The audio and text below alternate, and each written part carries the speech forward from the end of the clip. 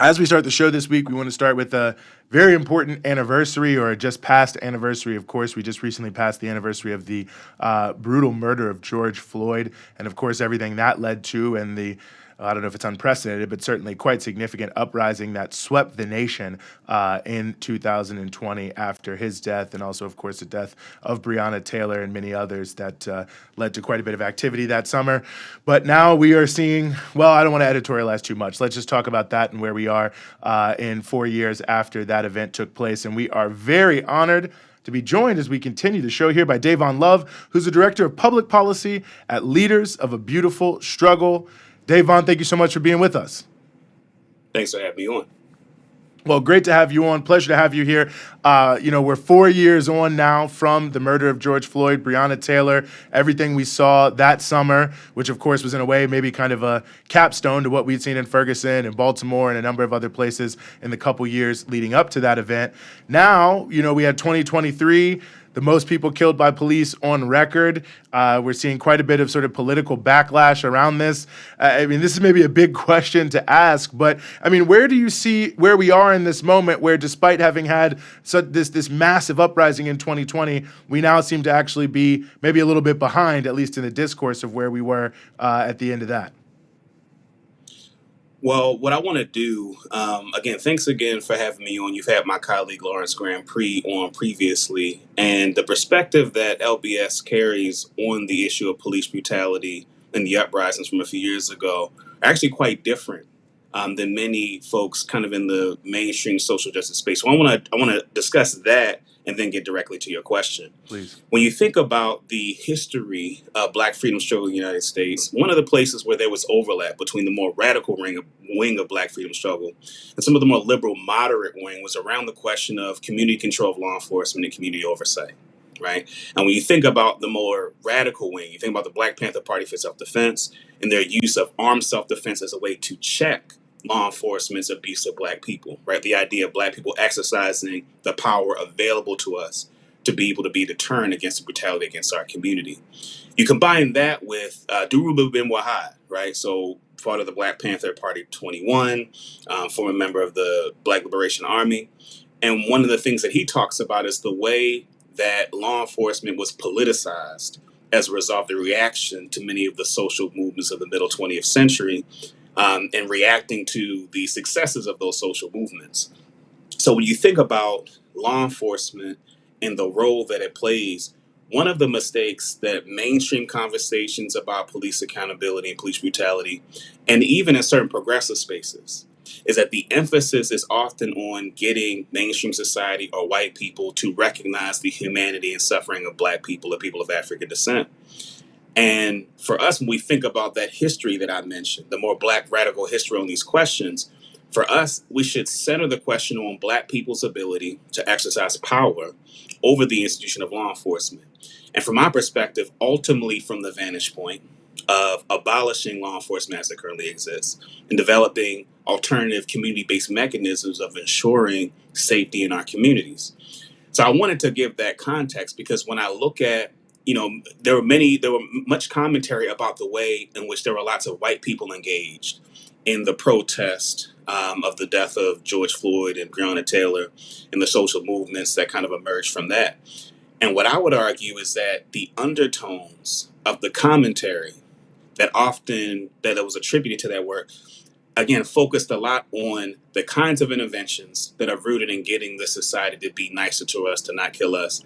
So things like police training, or body cameras, or even raising the use of force standard, which these things are good for the most part, but should be secondary to the question of advancing policies that increase the power that Black folks have over law enforcement and the police in general, and exercising the ability, because the greatest deterrent against brutality is the ability to impact the livelihood and the ability to control the institutions that govern law enforcement in our communities. And I would argue that the movement, in many respects, that the discourses that undergirded much of the protests, I think lean too much on the notion of getting our humanity recognized by folks outside of our community, as opposed to building the instruments of power needed to truly be an impediment to the brutality against our community by law enforcement. Mm-hmm. So, with all of what you just said taken into consideration, I'm curious as we look to this anniversary of the killing of George Floyd and this massive uprising we saw that, and then we've seen a Biden administration, almost complete since then. A lot of discussion in Congress and in mainstream media about this idea that there was an attempt to defund the police, which obviously have not been defunded at all. Quite the contrary. Where does against police brutality, against the ongoing injustice of police brutality stand right now? Well, I think that there is a lot of recognition, I think, in the grassroots arena in terms of political and civic engagement that recognizes the analysis that I just gave regarding the importance of community control and oversight, right? And those efforts don't get enough conversation, right? They don't get enough attention. What has driven the attention, for instance, is like the George Floyd and Policing Act, which again is another example of the kind of policy that is rooted in the notion of conditioning federal funding for police departments to do community policing. And one of the things I think is important to recognize the approach that the Biden administration has taken.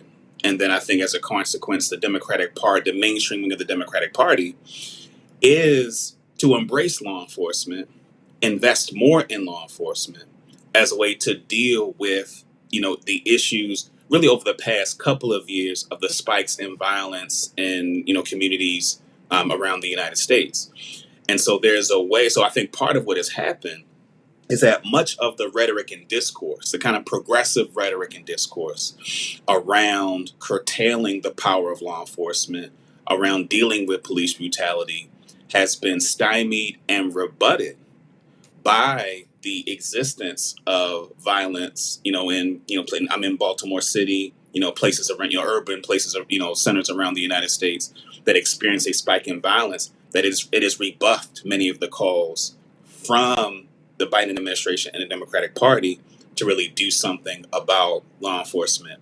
And one of the things that I do want to say is that, with that being said, I would actually argue that part of the challenge has been that many progressives, I think, have not been effective at talking to Black people, right, in Black communities that in some contexts may be more conservative on these issues, at least on the surface level, have not been effective at talking about the importance of some of the more progressive policies that we would advocate for in law enforcement. I'll give one example of that.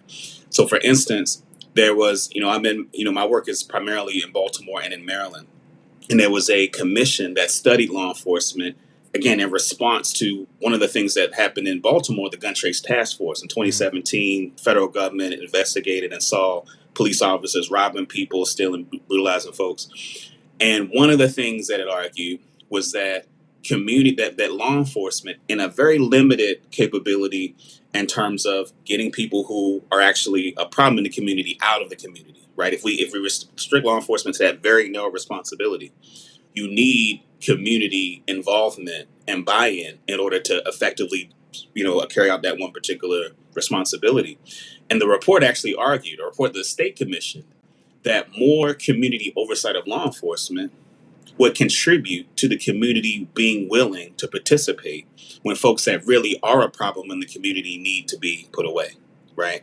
And so for me, that's a level of nuance that I think the movement is going to need in order to ensure that, again, folks in the community, that they're not paying attention to all of the kind of policy minutia that is engaged in dealing with law enforcement, but feel like, there are folks, in their neighborhood that are causing havoc. Folks need to be able to speak directly to that in a way that maintains the integrity of the perspective and worldview that recognizes that we need to ultimately go toward a world where, again, we have control over law enforcement and that law enforcement is not the central force of producing safety in our community. No, I think these are such important points, and it gets to sort of another element of this in terms of how the discourse has played out, and what voices get elevated and not. And I know Mike Brown Sr. and others have raised this pretty consistently, and that's the role of big money, I guess, for lack of a better term, in the context of determining what organizations get funding and so on and so forth, philanthropy, and there's been a lot of back and forth on that. I wonder how you think about that. I mean, I think there's some like myself who have argued there's sort of almost like a counterinsurgency element to it. I think there are some who view it as more benign. And LBS, what has been your analysis of that factor of how things have developed from Ferguson on? I mean, I would argue that what has happened is a form of incorporated resistance, where what has happened is that the deaths of Black people at the hands of law enforcement, those that have been most publicized and have generated the kind of mainstream support around things like defund or just police accountability in general. What has happened is that incorporated resistance, that support has gone to philanthropy, being able to fund organizations in the kind of C3 category, nonprofits. And while nonprofits can do good work, they're not structured in a way where they can actually confront the political system in a very direct way, right? That they can't make direct pronouncements against those political figures and political forces that are a danger, right, to Black people and complicit in the dehumanization of people of African descent and poor people more broadly. And so again, to your point, I think what has happened is that incorporated resistance has created an environment where nonprofit advocates, right, folks that are beholden to, in many cases, boards of directors that come out of the corporate sector, right, or that come out of the mainstream nonprofit environment, are limited in their ability to engage in the kind of revolutionary political activity that is actually needed so that Black people can practice the kind of sovereignty and self-determination, and in this context, over law enforcement and the police.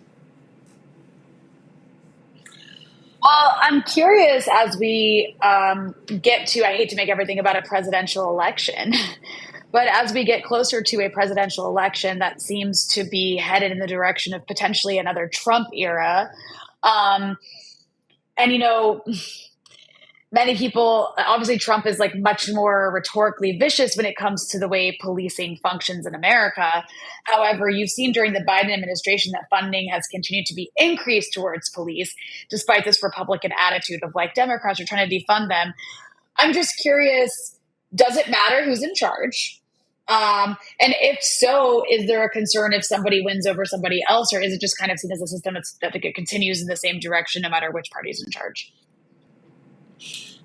Well, I'll say a few things to that. The first is that the laws that govern law enforcement are the provenance of state and local law. That's extremely important for your viewers to recognize, because one of the tricks of the Democrats play is that they pushed, again, I mentioned this George Floyd Policing Act, but the issue is that the federal government is very limited in what it can actually do to institute policies that would provide more control and oversight of law enforcement, that they're reduced to federal government incentives, grant incentives to get police departments to change individual practices. So that's one thing that's really important to recognize. So Democrats that position themselves as more sympathetic to Black people, when they talk about it on the national level, they're not able to actually deliver, because that's not a realm of policy that they actually have power over. That's something that has to be done on the state, local levels. That's one thing. And then the second thing that I want to say to that is that I think that the question on this issue of police brutality, and just generally on the issues that face Black people in terms of the assault on our collective humanity, it requires, I think, a lot of nuance. Because one of the challenges is that the Democrats benefit from a relationship to Black people that is an exploitative relationship. And one of the impacts of colonialism, right, is it creates a dynamic where we are often made reliant on institutions that ultimately are parasitic in terms of how it relates to our community. Right. And so the Democrats are able to put forward very minimal and in many cases symbolic policy proposals in order to justify, Black people's participation and loyalty, right, to the Democratic Party. So one of the things that I would say to that is that we need, but also acknowledging that there is on certain issues, there is a substantive difference in terms of the policies, right? So I'm not a person that says the Democrats and Republicans are the same. And I think an objective analysis wouldn't say that they are the same. But what I would argue is that a Democratic Party that is in power, where Black people have an exploitative relationship to the Democratic Party, is as bad, right, as having Republicans in power. And so I think it's important for us to be sophisticated in how we pressure the Democratic Party without the kind of scare tactics, right, and the political hostage holding that moderate Democrats have over Black people, which is to say, you all don't have a choice but to support the Democratic Party. I think we need to find creative ways to use the leverage that we have and force the Democratic Party to come in our direction. And to the extent that we make the choices we make politically, to times, at certain times, support a candidate in the Democratic Party or not, should be based on the question of our ability to produce leverage, as opposed to being assailed by, again, the kind of political hostage holding that I think Black people are perennially positioned to be as it relates to the Democratic Party. Mm-hmm. Well, before we let you go, Dayvon, let's let folks know where they can find LBS, your work, and support you if they so choose. So lbsbaltimore.com is our website, LBS Baltimore, and all our relevant social media. We're an independent Black political organization. We're not a C3, so we're able to engage the political arena from a position of political power and strength. So, people want to become a sustainer and support our organization. There are almost 500 people that support us every month. So if people are interested in helping to fuel our independent Black political radical activity, we encourage people to do so. And thanks again for having me on. No, right on. I encourage them as well. Really appreciate you. Always appreciate LBS. Thanks so much for giving us some of your time here on the Freedom Side, brother. All right. Take care.